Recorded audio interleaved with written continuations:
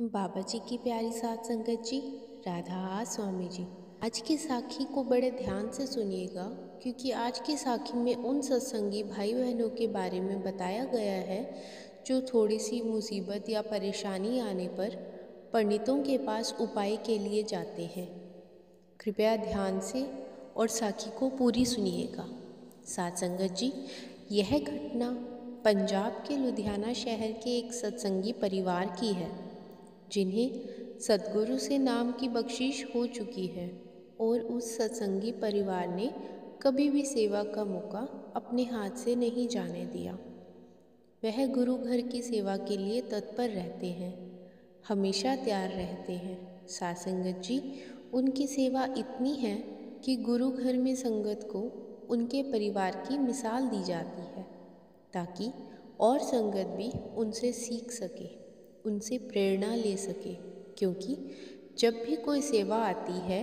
तो गुरु घर की तरफ से सबसे पहले उन्हें सूचना दी जाती है, क्योंकि वह सेवा का कोई भी मौका अपने हाथ से नहीं जाने देते, फिर चाहे वह तन की सेवा हो या फिर धन की सेवा हो। तो साथ संगत जी, उनके पड़ोस में एक हिंदू परिवार रहता है और उस परिवार की महिला इस सत्संगी परिवार की बीबी की सहेली होती है।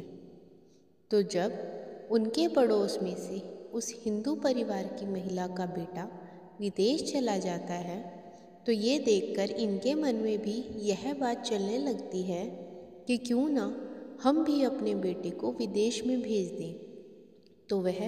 अपने बेटे को विदेश भेजने के लिए तैयारी कर लेते हैं, लेकिन ऐसा नहीं हो पाता, क्योंकि जब वह अपने बेटे को विदेश भेजने के लिए उसका वीज़ा अप्लाई करते हैं तो उसका वीज़ा नहीं लगता और रद्द हो जाता है। तो जब वह दूसरी बार वीज़ा अप्लाई करते हैं तो दूसरी बार भी उन्हें एम्बेसी की तरफ से जवाब मिल जाता है। तो उसके बाद वह फिर एक बार और प्रयास करते हैं, लेकिन फिर उन्हें कोई जवाब नहीं मिलता, लेकिन फिर उन्हें वही जवाब मिलता है। तो इस चक्कर में उनके बहुत पैसे खराब हो जाते हैं। तो जब यह बात उस हिंदू परिवार की महिला को पता चलती है कि वह भी अपने बेटे को विदेश भेजना चाहते हैं, लेकिन उनका काम नहीं बन रहा और उनके बहुत पैसे खराब हो गए हैं, तो वह उनके घर जाती हैं और अपनी सहेली को बताती हैं कि मैंने सुना है कि आप भी अपने बेटे का विदेश का काम बना रही हैं, लेकिन उसका काम नहीं बन रहा, वीज़ा बार बार रद्द हो रहा है और तुम्हारे बहुत पैसे भी खराब हो चुके हैं। तो तुम मेरी सलाह मानो, जहाँ से मैंने अपने बेटे का काम करवाया था वहाँ से एक बार अपने बेटे का काम करवा कर देख लो। तो वह भी अपनी सहेली की बात मान लेती है और जहाँ से उसके बेटे ने अप्लाई करवाया होता है वहाँ से एक बार और वीज़ा अप्लाई करती है, लेकिन इस बार भी उन्हें वही जवाब मिल जाता है। तो इस बात को लेकर वह सत्संगी बीबी भी बहुत परेशान हो जाती है कि अब तो बहुत पैसे खर्च हो गए, लेकिन फिर भी मेरे बेटे का विदेश का काम नहीं बन रहा और मैं हर पल सद्गुरु के आगे अरदास करती हूँ कि इसका बाहर का काम बन जाए, लेकिन अभी तक सद्गुरु ने मेरी फरियाद नहीं सुनी। और वह बहुत ही निराश हो जाती है कि पता नहीं मेरे बेटे के साथ ही ऐसा क्यों हो रहा है, जबकि सब लोगों के बच्चे विदेश जा रहे हैं और मेरे ही बेटे का विदेश का काम नहीं बन रहा। तो ऐसी ऐसी बातें उसके मन में चलने लगी। तो हिंदू परिवार की महिला उसको सलाह देती है कि तुम हमारे पंडित जी के पास चलो और अपने बेटे का टेवा भी अपने साथ लेकर चलो, हम वहाँ जाकर उनसे बात करते हैं।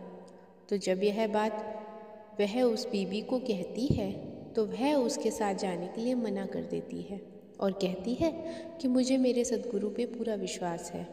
और कहती है कि सद्गुरु के घर देर हो सकती है, अंधेर नहीं हो सकता। लेकिन उस महिला के बार बार कहने पर वह उसे अपने साथ ले जाती है और उसके बेटे का टेवा भी अपने साथ ले जाती है। तो जब वह दोनों उस पंडित के पास जाती हैं और अपनी सारी बात उनसे कहती हैं, तो सबसे पहले वह जो पंडित होता है वह उस लड़के का टेवा अपने हाथ में लेके देखने लगता है और देखते ही उसकी माँ को यह बात कहने लगता है कि आपके बेटे का बचाव केवल आपके ही कारण हो रहा है और आपके जो गुरु हैं उनकी दया मेहर का हाथ सदा ही आपके ऊपर है, इसलिए आपके परिवार पर कोई आंच नहीं आ सकती। वह सदा ही आपके अंग संग है। उनकी अपार कृपा आप पर बरस रही है और इस ठेवे के अनुसार ज़्यादा से ज़्यादा यही संभावना बन रही है कि आपका बेटा गलत रास्ते पर चलने लगेगा, नशे करने लगेगा, और यह केवल ग्रहों की चाल की वजह से हो रहा है। लेकिन जल्द ही आपके बेटे के ऊपर से यह सब प्रभाव खत्म हो जाएंगे। तो साथ संगत जी, जब ये बात वह बीबी को पता चली तो वह वहाँ पर बैठी बैठी ही रोने लग जाती है, क्योंकि उसे इस बात की समझ आ चुकी थी। उसे यह पता चल जाता है कि मेरे बेटे का विदेश का काम क्यों नहीं बन रहा, और वह सोचती है कि अगर मेरे बेटे का विदेश का काम बन जाता और वह विदेश चला जाता तो वहाँ जाकर वह गलत संगत में पड़ सकता था और कुछ भी हो सकता था। लेकिन मेरे सद्गुरु ने ऐसा नहीं होने दिया। जब तक यहाँ पर इनका हिसाब किताब पूरा नहीं हो जाता तब तक मेरे गुरु ने इसको यहीं पर रोक रखा था, ताकि इसे किसी तरह का नुकसान ना हो, और इसे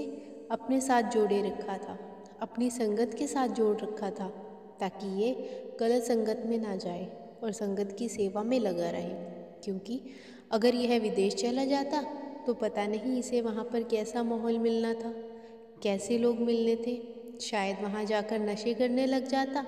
तो अगर ऐसा हो जाता तो मेरी क्या हालत होनी थी। इसलिए मेरे सद्गुरु ने यह काम रोक रखा था। लेकिन हमें इस बात की खबर नहीं होती कि हमारा काम क्यों नहीं बन रहा है, क्योंकि उसके न बनने के पीछे भी कोई ना कोई राज ज़रूर होता है।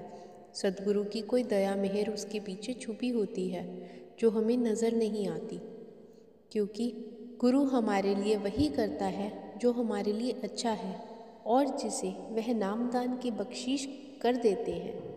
उसकी जिम्मेवारी ले लेते हैं, उसकी पल पल संभाल करते हैं। और सद्गुरु कोशिश करते हैं कि मेरे सत्संगी को किसी तरह की कोई तकलीफ़ ना हो,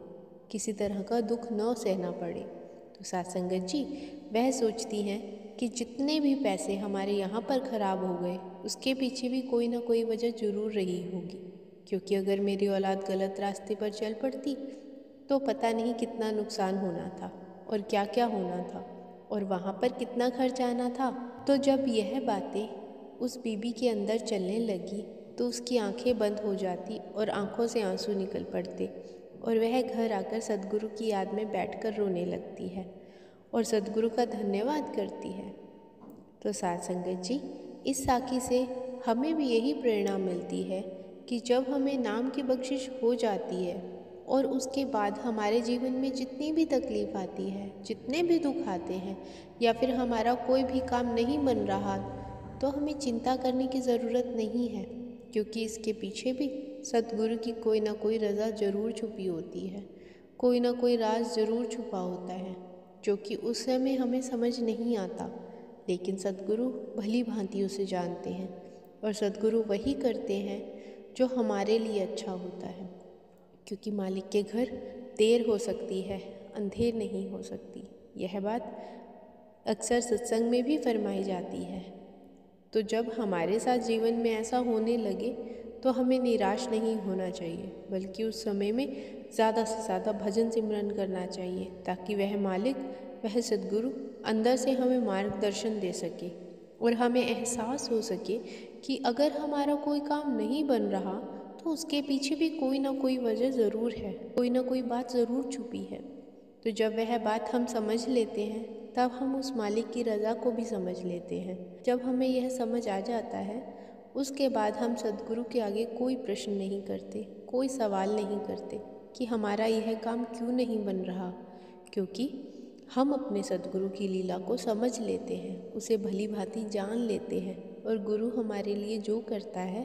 अच्छा ही करता है। साथ संगत जी, अगर आपको यह साखी अच्छी लगी है